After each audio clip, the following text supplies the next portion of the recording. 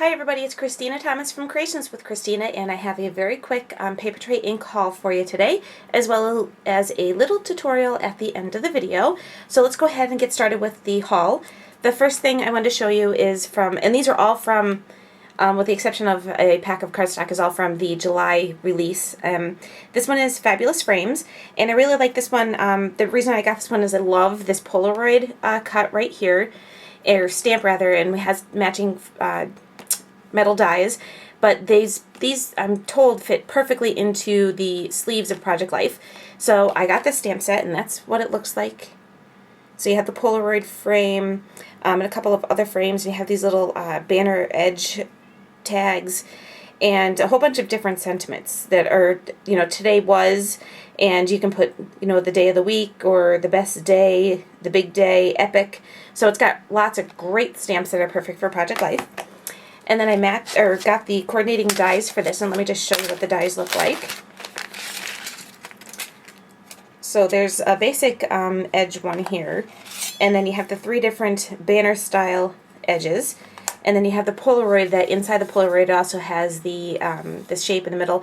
And what I like about this die, which I wish they would do this in all of their dies, is that they have holes where you can punch out the piece, because sometimes you can't get the pieces out, so you have a little hole where you can stick a like a paper piercer or something like that in. So I like that. Now it's on this one, but it wasn't on these, and sometimes I can't get the paper out, so it can be a little tricky. Usually what I do is slam it on my desk and it falls out. so that was the Fabulous Frames. The next thing I got was this stamp set. It's called Floral Foliage. And I like the everything I could ever want in a friend, I have in you. So I love that little tree, and it has a coordinating die to go with it, so I got those. And if you're just starting to look into maybe doing Paper Trey Ink, they have tons of $5 sets. So you can buy the die, or the stamp set and the die. The dies are usually just a couple bucks for really cheap. So that's just a nice thing. And they always come out with these series. Right now they're doing a Heart to Heart series. So this is the Heart to Heart number 6. And what I like about this is it has, you know, it could be cheery, or it can also be for somebody that doesn't feel well. So this one says, under the weather, and I hope brighter skies come your way soon. But also with the clouds and stuff, you can even make it, you know, into a cheery just by picking a sentiment from another stamp set.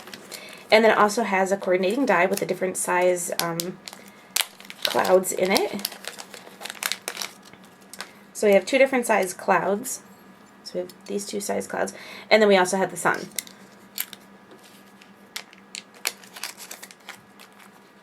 Alright, so that was that stamp set. And then I just picked up some odds and ends. I really loved this set of arrows. And it has a whole bunch of different styles in it.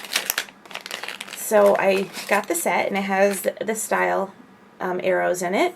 And I like this for Project Life, but you could also use it, you know, for layouts and cards. I mean, there's so much, but my main reason for getting it was for Project Life, but I know I'm going to get tons of use out of arrows. And this is the other set of arrows that comes with it. Now, these are all hooked together, but you could just use little wire snips and break them apart if you want to, so you don't have to cut out all of the same, you know, all of the arrows at one time.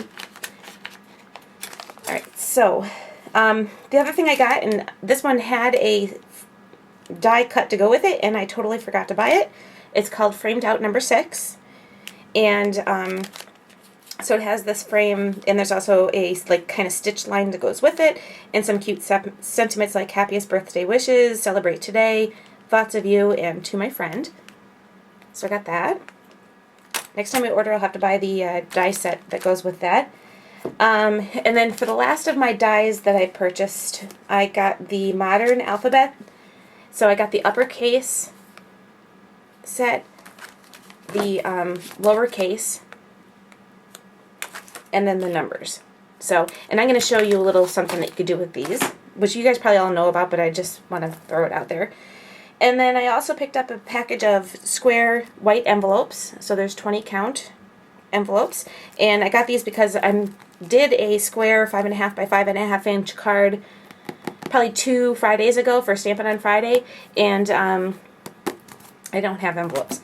And then my last thing I got was a package of Sweet Blush cardstock because I ran out and I'm totally addicted to this color. So the quick tutorial I wanted to show you is we all have like probably a drawer full of thickers. I know I've been, you know, collecting them like crazy, so I have these thickers that I got from Joann's not too long ago, and they're foam. So I was thinking, you know, instead of spending sometimes $4.99 on a package of thickers, we should be making our own. So I'm going to use one of my Modern Labels alphabets here. And you could, again, take the wire snips and break this apart. And I have another set, too, from Paper Trey Ink. This is the block letter, so I have the upper, lower, and I think I have the numbers for this as well. And I really like this set as well. So again, you could just cut if you want to do, you don't have to do all of the letters at one time. However, you could do them and put them in the little bag and save them. So anyway, let me just get this die out. And this actually comes on a magnetic sheet, which is really nice.